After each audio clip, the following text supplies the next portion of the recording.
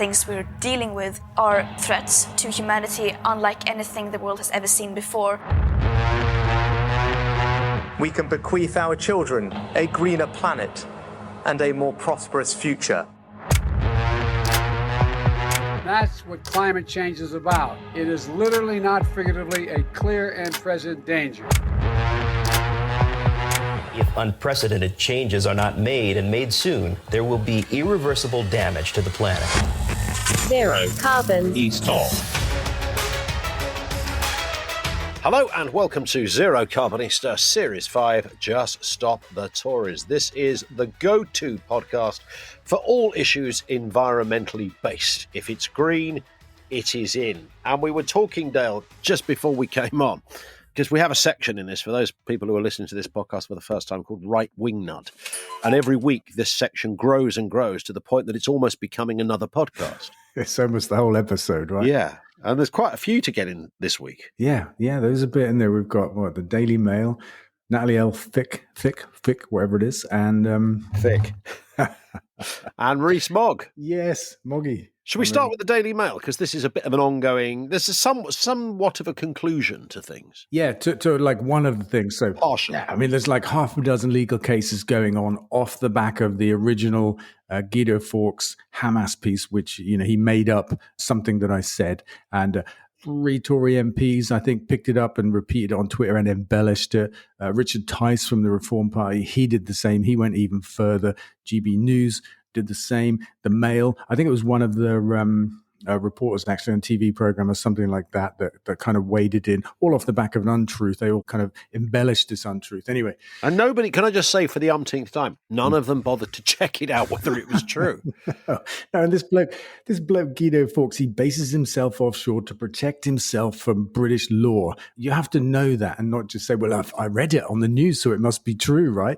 I mean, this bloke specializes in saying things that are not true and protecting himself by being based somewhere else. Yeah. But we're also going after him, actually. Our lawyers think they've found a way to do that. But look, the story here is the Daily Mail have given it up. They've accepted that they did wrong. They've printed an apology.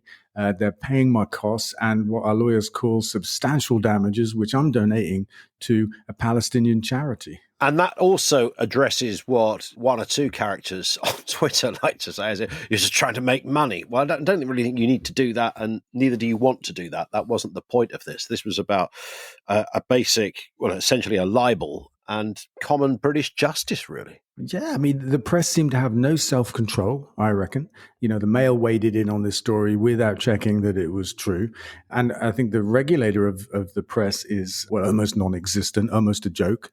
And so we've had to go to court to get this corrected. And, we didn't. We had to threaten it. And obviously we've got the weight of legal argument on our side. The Mail can see that they give up. But what I object to, there's a whole pattern of behavior here by the press. They say something bad and wrong. When we challenge them, they correct it, and then they try to just move on. And I say that's not acceptable because the harm is done. And, people don't read the apology, the correction, in the same way that they read the original article. It just doesn't happen, does it? Well, you've only got to look at the apology in the Mail. I mean, it didn't take up many words, really, did it? No. And it probably wasn't very prominent. Somebody wrote that on the tube. Well, no, don't say that. I think my lawyers wrote that. Well, the point is that you want that on the front page. You want it to have the same prominence as the original article. Yeah, that's right. And this is what they get away with. So, they've been challenged. This cost them some money and some small embarrassment, but still they're getting away with something because the original headline is big and prominent and does harm. Yeah. And then they have a quiet retraction somewhere that most people won't see.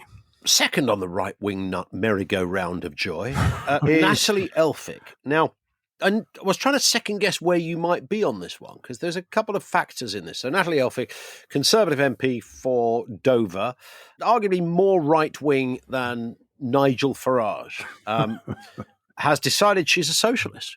I don't know if she has, but she's certainly she's jumped parties, hasn't she?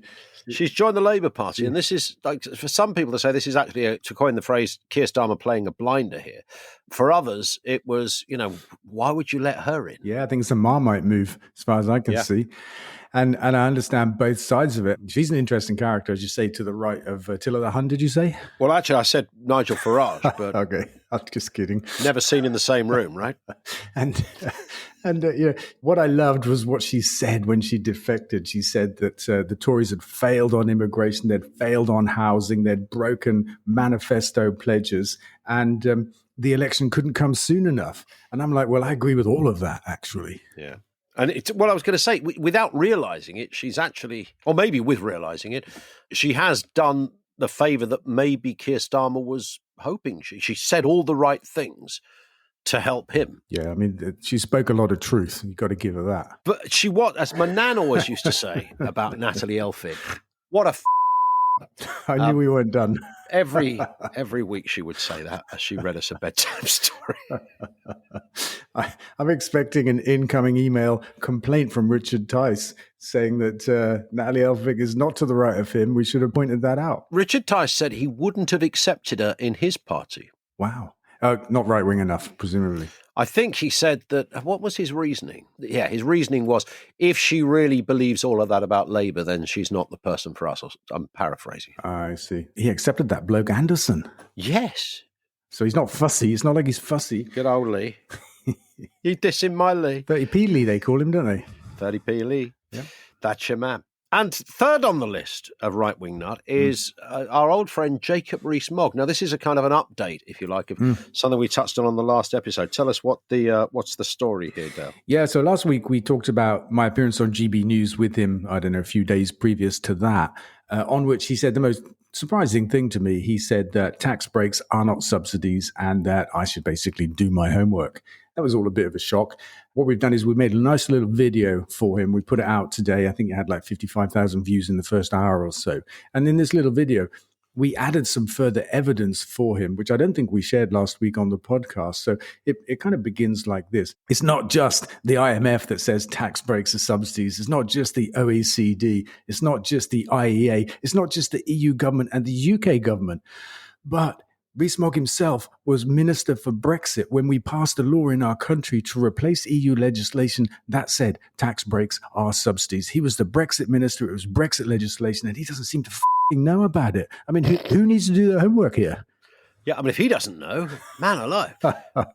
It's interesting. You said it had about 55,000 views. As we record this, it's had 206,000 views. What? That's brilliant. That's brilliant. But it deserves it, because here's a man so arrogant. He talks to me on the show like I'm a schoolboy. He's the headmaster. He doesn't know what the he's talking about, but he tries to make out it's me that doesn't know what I'm talking about.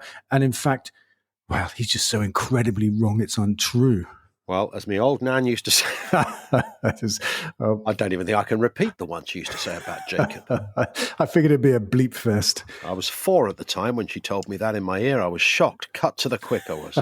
And the important thing is, he talked down the fact that we give £16 billion a year to the fossil fuel industry in direct tax breaks in our country. Now, he was whinging about the cost of green energy. And I said to him, hang on a minute, right? We give all this money to fossil fuels. And he's like, no. But basically, he shot the thing down. And, I think that's really unfortunate, because his audience, well, they just heard fantasy. They didn't hear fact. And lapped it up, no doubt. No doubt they did. Here's a question from Elaine on X, who says, does a third term give Sadiq Khan the chance to be bold with his net zero aims in London? Do you know what? I think it probably does. I don't think he's been unbold. I mean, the Les and the ULEZ, the Lesers, as your old nan would probably call them. I mean, they come from him. And, they've been brilliant for London's air quality, just brilliant. But I think the third term does give him political capital, not just on the green front, but, in all the issues that London faces. So I'm just going to say, yeah. One from Jamie, who says, come on, stale mince. What's that meant to be a name for you? I think it might be, but never mind. We can, let's just say bless and move on. Anyway, he says, are you taking up Lee Anderson's offer to visit us in Ashfield to see how us real people live? Net zero. It's so funny, isn't it? Is that worth a reply? Well, you put it out there now. I've got to say something, haven't I? Oh. Or have I? Maybe I don't. No, I think maybe just a little bit of tumbleweed. Here it is. Oh, I love tumbleweed. I saw some on the North Norfolk coast at the weekend. Get out of here. Yeah, actual tumbleweed. And Really? unless it was a dead plant blowing in the wind, but it looked like tumbleweed. What a huge metaphor for the days we are currently living in. Renewable energy. Now, this is fascinating. I think this is arguably story of the week. Renewable energy passes 30%. 30% of the world's climate electricity supply. Yeah. So this isn't just a bit of East Anglia. This is the globe. It is. 30%, a third. Of the world's electricity. Somebody wrote the title wrong, by the way. It's not climate electricity, but I'm just going to say that because somebody listening, one of our listeners, is going to hear that. It's 30%. Why did I say climate electricity? It says it in the title. Somebody wrote it. Says it it there, doesn't it? Yeah, it's just electricity. It's just electricity. But 30%, oh my word. I mean, it's such a big deal. We're well on the way. I mean, Britain isn't much better on its own as a tiny little country, and obviously the Rees Moggs of this world love to tell us we're only 1% of the problem, blah, blah, blah. But, we're at like 40-odd% green electricity on the grid. The whole freaking world is at 30%. I find that incredible. World's top climate scientists predict global heating to blast past 1.5 Celsius target. This is basically an opinion poll, a survey by The Guardian of the UN's IPCC, the International Panel on Climate Change. These are the world's top scientists and climate experts that produce these periodic reports that tell us how much shit we're in, right? And they did an opinion poll, and 80% of them, those that responded, obviously, thought we're heading for at least 2.5 degrees, and half of them said 3 degrees, and only 6% thought that we could still meet 1.5 degrees. And many of these scientists said they saw a semi-dystopian future with famines, conflicts, mass migration driven by heat waves, wildfires, floods, and storms of an intensity and frequency far beyond those that we've seen before, basically, which is pretty bleak. Well, one of the fellas there from the University of Exeter said that climate change won't suddenly become dangerous at 1.5 degrees. It already is. And it won't be game over if we pass 2 degrees, which we might well do. I think what he's saying is just going to get incrementally harder to live on this planet, which is what I think we all know. We aren't suddenly all going to die, which is the way that people like Julie Hartley-Brewer might like to try and paint the picture of what we say on the environment side of life. We aren't saying that. We aren't saying we're all going to die suddenly at 1.5 degrees. Life's getting hard on this planet. I think we can all see that. And when it ties in with this story, the world experiences the hottest April on record globally, warmer than any previous April back to 1940. So that's nearly coming up for 90 years or something. Yeah, which is incredible. But I feel we need a section now in the podcast with some kind of title that reflects the fact that we just keep hearing the same thing. Every month is the hottest month, the wettest month, the driest month, sometimes all three in the same month. This is the tell us something we didn't know section, right? I think that must be it. It must be it, yeah. We've got the right wing nut jingle. We've got the book bugle. We need a tell us something we didn't know ding. And now we have a tumbleweed jingle. And now we've got the tumbleweed as well. Come on. Yeah. It's like a Steve Wright show from 1987. I'm not sure that's a compliment, but I'm just going to move on. But we are certainly experiencing hot. I mean, I could be crass about this and say, not in my kitchen it wasn't, because that room is bloody freezing. I can't work. I think it's haunted, Dale. You're gonna be glad of that. That's all I want to say. There is that as well. But this, as you say, direction of travel, no surprises. I don't think we're going to see those stats go the other way anytime soon. No, not at all. Here's a question from Kingsley on X. Says, how come you're now praising Natalie Elphicke when she would have been a right-wing nut last week? Well, she kind of was a right-wing nut this week. Right now. She's already got she's got the sash. Yeah, she's still a right-wing nut, right? What I said on social media was, if I praised anything, is what she said. The stuff I just mentioned just now, failing on housing, failing on immigration, and the election can't come fast enough. I was like, well, we all feel that, don't we?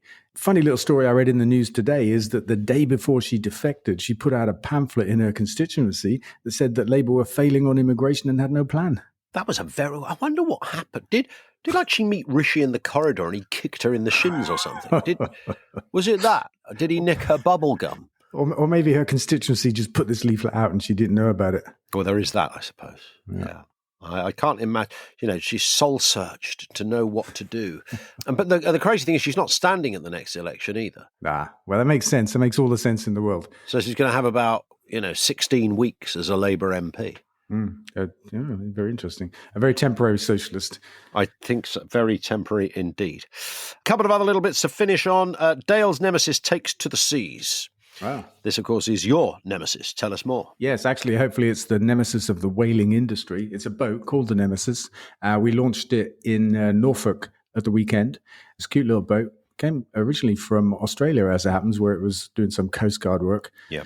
And it's fast. It's long range. We're sending it off to Iceland, the Faroes, all those parts of the world where they continue to kill whales and dolphins and that kind of murderous stuff. It's going out there in the summer with part of the Captain Paul Watson Foundation. They're called Neptune's Pirates. They're based in the UK. And, you know, these guys take on the people doing bad stuff in the oceans, and we've given them a boat to help do it. Yeah. I mean, Greenpeace used to do a lot of that stuff, didn't they? Do you remember as a kid seeing all those images of, you know, these guys, I mean, incredibly brave, just abseiling down the side of a boat to get to a man pointing a harpoon at them. That's right. So what I mean, we doffed our caps and it alerted the world to what was happening, because if they weren't doing that, we would never have known. But these people put their life on the line. Yeah, and these other people, the Neptune's Pirates, they used to be called Sea Shepherd, and they've been going for a very long time. The founder, Paul Watson, was originally a founder of Greenpeace, as it happens, and he started his activism life opposing the clubbing of seals in Canada a very long time ago. And Sea Shepherd's speciality is very direct, non-violent opposition to murder of sea creatures. They literally just put themselves between the hunters and the prey. They're fearless, brave, passionate people, and I got all the respect in the world for them. I was just thinking of that iconic image of the seal clubber. Remember that? Yeah. And the seal pub that was being, you know, that was like that stays with anyone who remembers that ad campaign to highlight this barbarity. Will always remember that image of the little furry pup that was being culled essentially to make gloves for someone. Yeah. Or even just to take out the competition for the fishermen, because that's how a lot of it began. That's true. You know, because they eat a lot of fish. You know, but you know, whale killing is just as barbarous. Maybe there's something we can talk about in a future episode. But what I'm learning is that whale poo is really essential to the ocean in terms of creating habitats and kind of life support. And somebody's come up with a concept of artificial whale poo as a way to seed the oceans to suck massive amounts of carbon out of the atmosphere. And I'm taking a closer look at that now. Final question from David on LinkedIn. Dale, I've got what I believe to be a great idea that brings AI and energy demand tools together.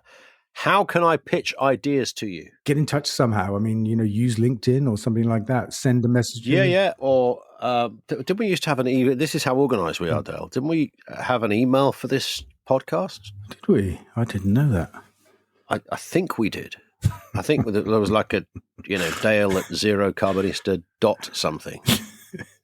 Yeah, well, I don't. If David guesses all those emails, but then he might send a great idea to somebody who said, I don't know, Peter Jones on Dragon's Den or something. I know what, David. Send a message on LinkedIn and say in the message, Dale said he wants to hear about this one. Yeah, perfect. Dale, we'll speak in 7 days. Awesome. Can't wait. That is it for this episode. Don't forget, of course, to follow this podcast so that you get each episode automatically, and follow Dale on social media, twitter.com/DaleVince, facebook.com/DaleVince, and on TikTok too. I love it.